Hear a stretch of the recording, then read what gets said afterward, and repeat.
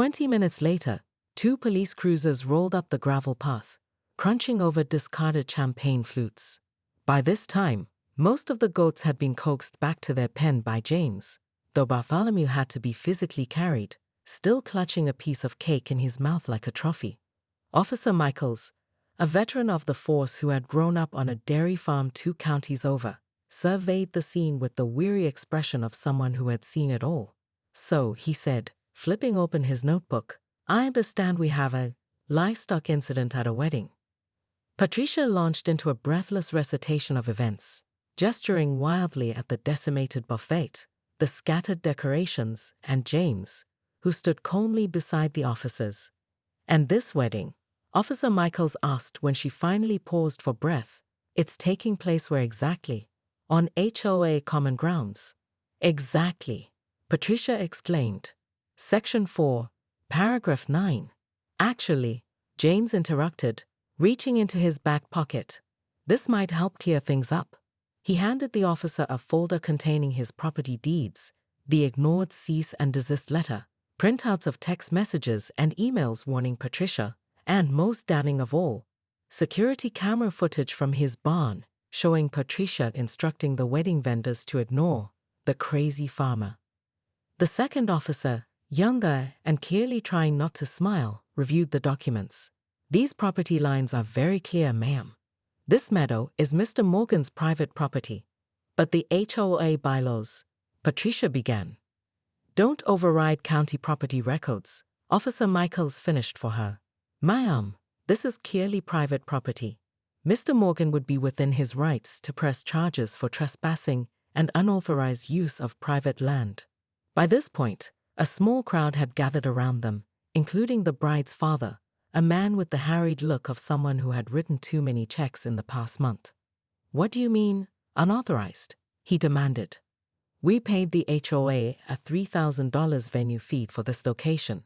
Patricia's complexion, which had begun to return to normal, drained of color once again.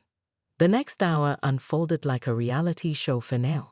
The bride, still in her gown, but now sitting on a hay bale with a glass of rescued champagne, wept not over her ruined reception, but upon learning she'd been deceived.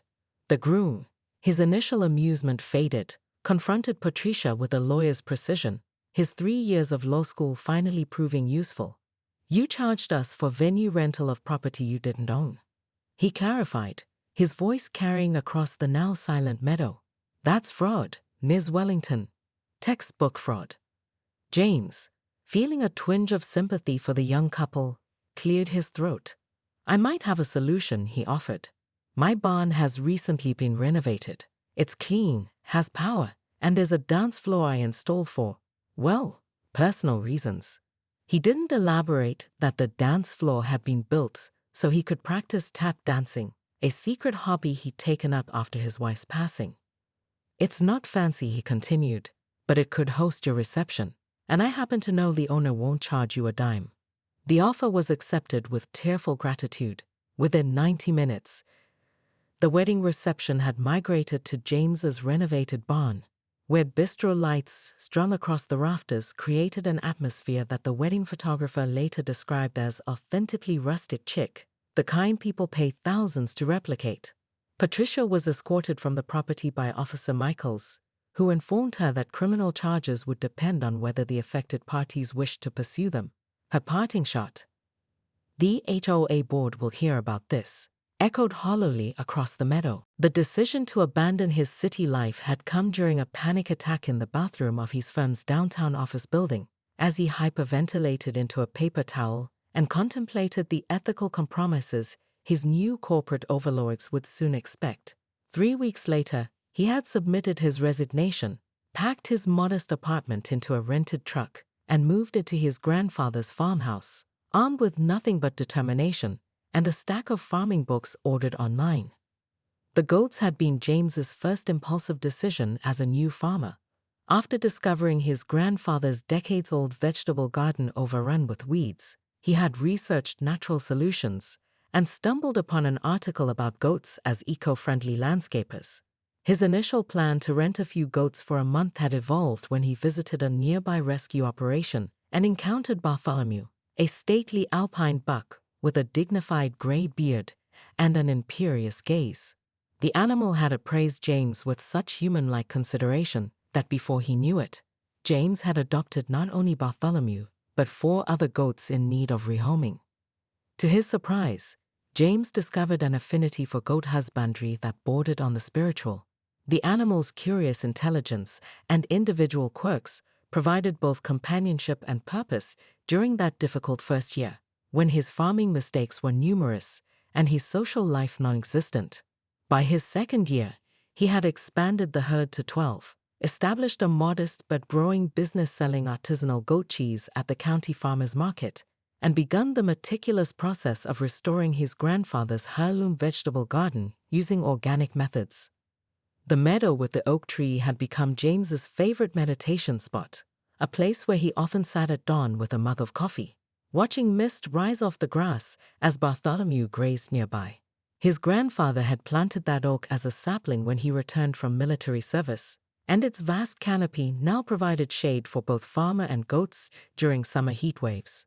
When James wanted to feel connected to his roots, to remember why he'd abandoned the security of his former life, he would rest his palm against the tree's rough bark and feel the quiet strength of generations passing through him. It was this deeply personal connection to the land that made Patricia Wellington's sudden interest in his meadow feel like more than a mere boundary dispute. It was an invasion, a threat not just to his property rights, but to his hard-won peace of mind. James Morgan had inherited his grandfather's 12-acre farm 5 years ago after quitting his soul-crushing corporate job in the city. The farm, with its weathered red barn and rolling pastures, sat just outside the cookie-cutter homes of Oak Ridge Hills, a growing suburban community where lawn height was measured with rulers and mailbox colors required committee approval. For James, the farm was more than property. It was his salvation, a place where his collection of rescue goats with personalities as distinct as fingerprints roamed freely, where heirloom vegetables thrived in rich soil, and where the crushing anxiety that once dominated his life finally began to subside. What James didn't discover until his 3rd year on the property was that due to a surveying error from the 1970s, a slice of his land, specifically the picturesque meadow crowned by a 200-year-old oak tree, technically fell within the jurisdiction of the Oak Ridge Hills Homeowners Association by exactly 18 feet. The previous HOA board had never bothered him about it. Understanding the historical nature of the farm predated their community by decades. That all changed when Patricia Wellington, a former pharmaceutical sales executive with professionally whitened teeth and a Mercedes SUV with a vanity plate reading BILLs, was elected HOA president in a contentious vote that saw a record 24% resident participation. Within weeks, Patricia, whom neighboring kids had nicknamed the Clipboard Witch for her surprise property inspections, took notice of what she called the disgraceful, underutilized community space during one of her self-authorized property boundary surveys. Her eyes had lit up with the particular gleam that only comes to those who have discovered a new territory to control. The farm had always been something of an anomaly in the rapidly developing area, a stubborn relic of the region's agricultural past amid the relentless spread of suburban sprawl. James's grandfather, Elijah Morgan, had refused numerous lucrative offers from developers over the decades, famously declaring at a town meeting in 1982 that Morgan land grows food, not houses.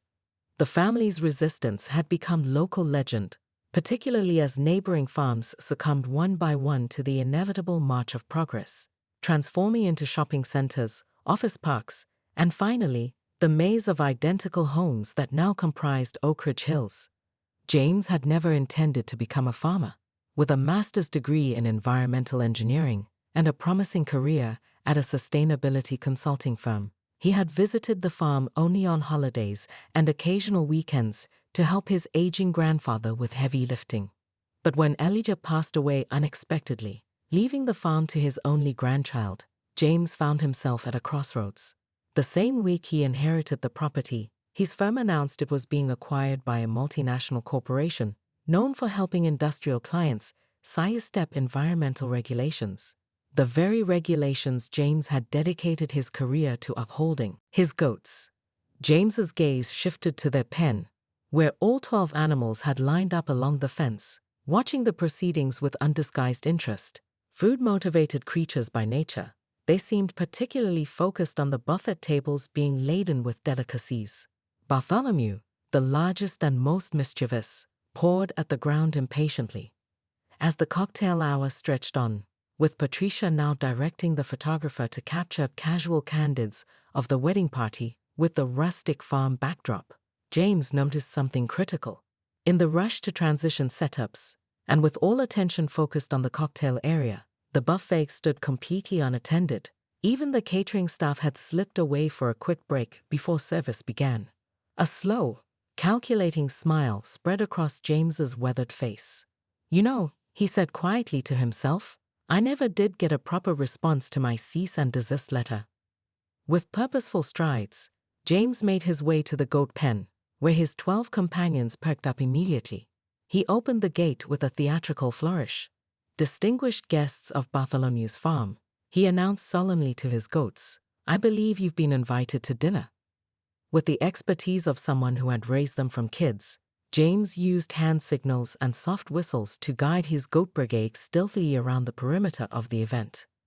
The animals, sensing mischief and motivated by the promise of forbidden food, followed with unusual discipline, staying low behind the decorative shrubbery the florists had installed.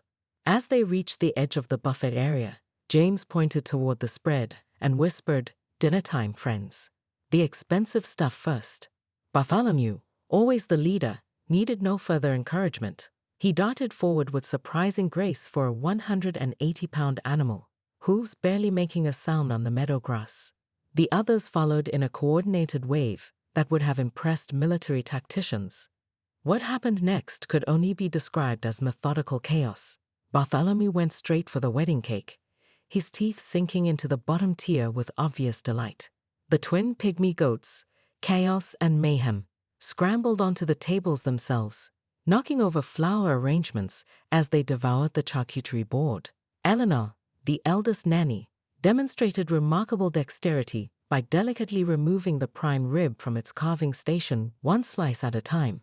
The younger goats showed particular interest in the cloth napkins folded into swan shapes, while Butterscotch, the smallest of the herd, discovered that champagne flutes made a delightful sound when knocked over in sequence.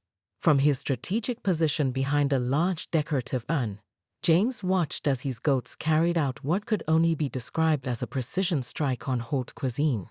Within 3 minutes, the damage was comprehensive and irreversible. The cake listed dangerously to one side, most of its base consumed. The cheese display had been reduced to scattered rinds.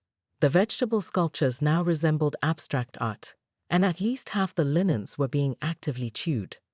It was at this precise moment that the wedding photographer, seeking a different angle for her shots, turned around and screamed, a high-pitched sound that immediately drew everyone's attention back to the reception area. The scene that followed would later be described by one guest, a local news anchor with a gift for dramatic narration, as the Barnyard Armageddon of Oak Ridge Hills. 200 elegantly dressed guests rushed back toward the reception area while Patricia Wellington stood frozen, her tablet slipping from her manicured fingers and clattering to the ground. Her face progressed through a remarkable spectrum of colors, from shocked white to angry red, before settling on a shade of purple that perfectly matched her pantsuit. The vein at her temple throbbed with such intensity that the wedding DJ later claimed he could see it pulsing from 20 feet away. "My nosy is wheedling," Patricia shrieked, her voice reaching a pitch that made several birds take flight from nearby trees. "Those filthy animals. Call the police. Call animal control. Call the National Guard." Bartholomew, undisturbed by the commotion, continued methodically working his way through what remained of the wedding cake's third tier, pausing only to lick fondant from his whiskers with obvious satisfaction.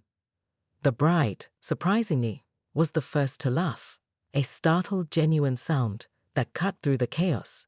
"Oh my God, they're wearing the napkins," she exclaimed, pointing at 3 goats who had somehow draped the cloth napkins over their heads and backs. They look like they're dressed for a wedding. In the weeks that followed, the ripple effects of what local social media dubbed #GoatGate transformed the community.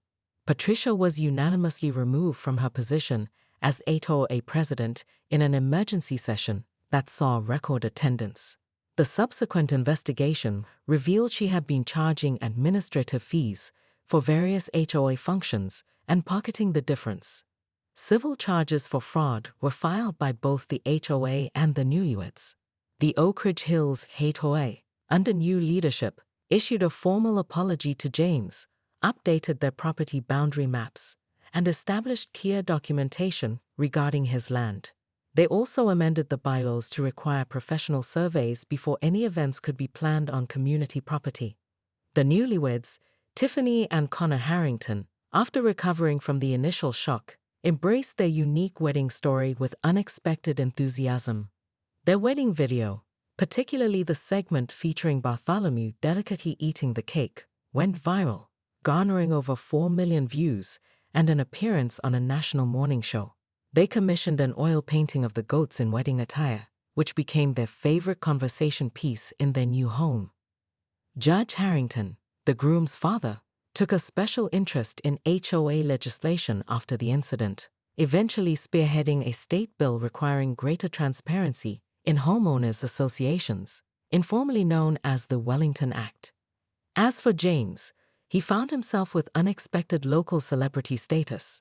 The goat farmer who stood up to the HOA became something of a folk hero in neighboring communities, where HOA overreach had long been a simmering issue.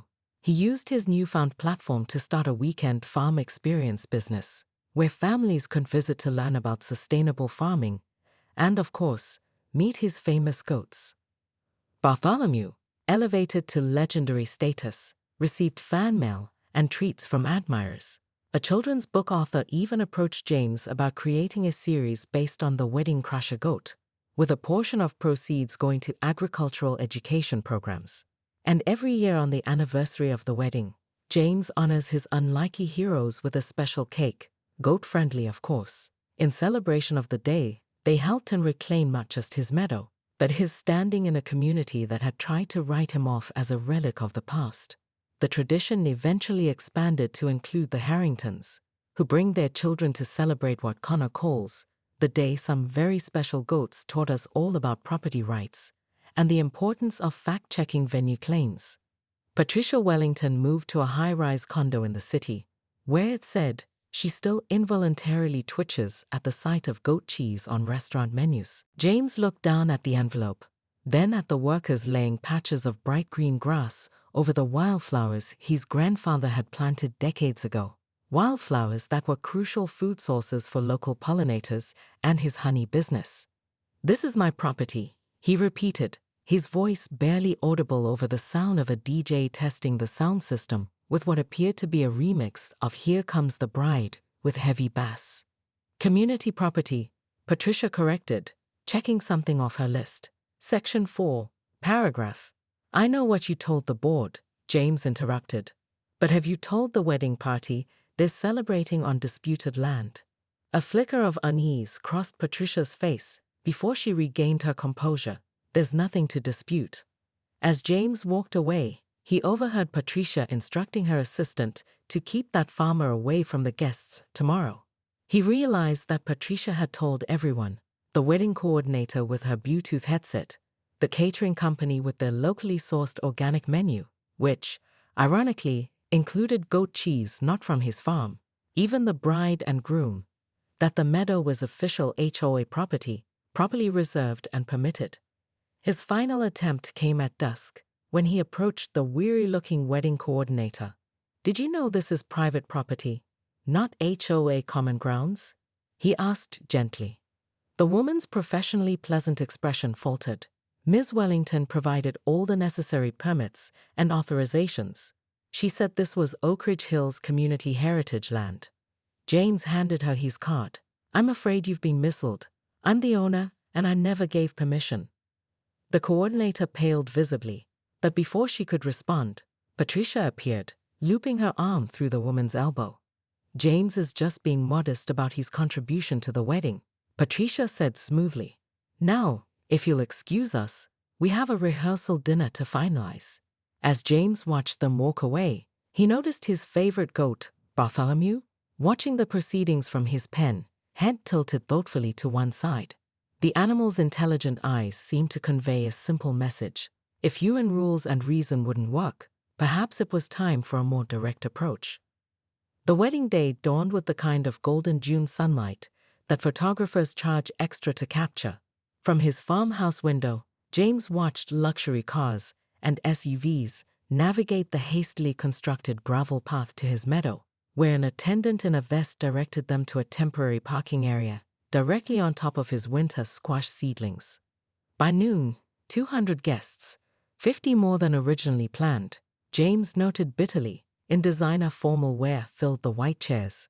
Several women wobbled precariously across his soil in stiletto heels, creating tiny aeration holes with each step.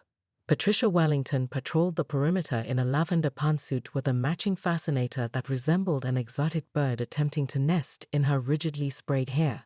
She carried not a clipboard today, but a tablet in a crystal-studded case, directing people with the authority of a field marshal. The bride's grandmother goes in the front row, not the second. Her voice carried across the meadow. And please keep the bar closed until after the ceremony. Judge Harrington is a traditionalist. From his kitchen, James watched with a mixture of resignation and simmering anger. He'd spent the morning apologizing to his goats for the noise and disruption, particularly to Bartholomew, who had been displaying signs of anxiety by headbutting his wooden post repeatedly. I know, buddy. James had consoled the irritated animal. They've taken over your view. The wedding ceremony began precisely at 1 p.m., with string quartet music drifting across the property. Despite everything, James found himself respecting the sanctity of the actual vows. He wasn't a monster, after all. This wasn't the fault of the young couple repeating their promises beneath his grandfather's oak tree. When they were pronounced married at 1:47 p.m., applause and cheers erupted, startling a family of cardinals that had nested in James's barn eaves. What followed was a flurry of activity as the guests were directed to a cocktail reception area on the far side of the meadow for photographs while staff rushed to transform the ceremony space into the dinner reception layout. James watched as caterers unveiled an elaborate buffet that stretched along 3 tables. The centerpiece was a 5-tier wedding cake, topped with hand-painted fondant flowers and gold leaf detailing. Surrounding it were stations for prime rib, imported cheeses, seafood displays, and vegetable sculptures that probably cost more than James's monthly feed bill for all 12 goats. One drizzly Tuesday afternoon, James returned from the farmer's market, where his artisanal goat cheese had once again sold out in record time, to find 3 men in matching polo shirts taking measurements on his meadow. His prize goat, Bartholomew, named after the saint, not the Simpson, bleated indignantly from the nearby pen, always the first to alert James to trespassers. "Excuse me," James called out, nearly dropping his empty crates as he rushed toward them, boots sinking into the mud. "What exactly are you doing on my property?"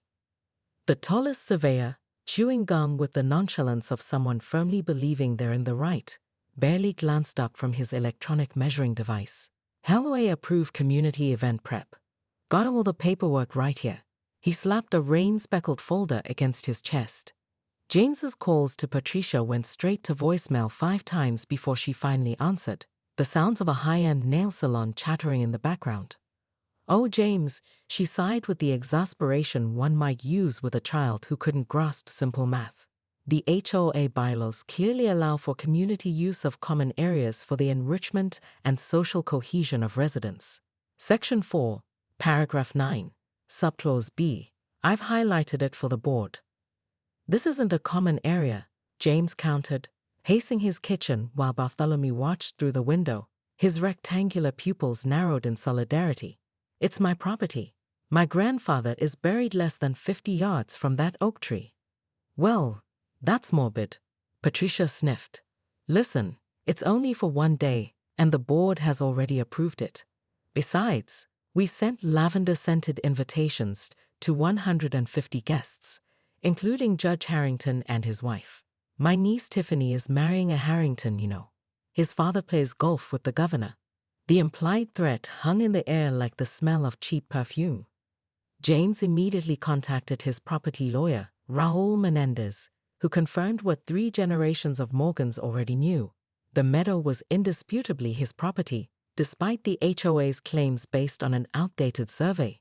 The attorney, who'd fought his own battles against overzealous HOAs, advised James to send a formal cease and desist letter with documentation dating back to 1932.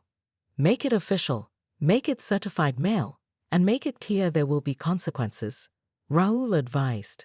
The passion of a man who'd once had his koi pond declared an unauthorized water feature evident in his voice. James spent 3 hours crafting the letter, attached historical property maps, current deeds, and even photographs of his grandfather planting the now massive oak tree as a sapling. He paid extra for priority certified mail with signature confirmation. 3 days later, the tracking showed Patricia had signed for it. 4 hours after that, James watched from his kitchen window as a party rental truck backed up to his meadow and workers began unloading white folding chairs. By Friday morning, James's meadow had been transformed into a wedding planner's Instagram fantasy. A massive white tent with crystal chandeliers now dominated the space, while an army of workers constructed a wooden platform around his oak tree, driving nails into its centuries-old bark. Florists with stern expressions arranged exotic white flowers that James knew would send at least 3 of his goats into allergic fits if they got near them. Caterers in crisp uniforms set up heating stations and a bar that advertised a signature cocktail called the Wellington Bliss. James's protests had escalated from phone calls to personal visits to the HOA office, where Patricia's assistant, a college student who seemed perpetually terrified, could only repeat, "Ms. Wellington is in meetings all day."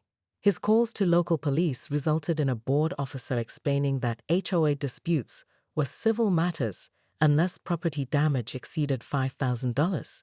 The officer had yawned twice during their conversation. By midday, James found Patricia supervising the placement of a champagne fountain, her designer heels sinking into his soil as she gestured dramatically at workers struggling with the unwieldy contraption. "Patricia, this has gone far enough," James said, his normally calm demeanor cracking. "You're trespassing. All of these people are trespassing." Patricia turned to him with a smile that didn't reach her eyes, which remained fixed on her clipboard. "James, so glad you're embracing the community spirit. Look how beautiful your meadow looks now that proper attention has been paid to it." She snapped her fingers, and her assistant materialized from behind a tower of gift-wrap boxes, handing her a cream-colored envelope. "You'll be compensated for any inconvenience with a $200 credit toward your HOA dues," Patricia informed him, pressing the envelope into his hand. "And really, you should be thankful.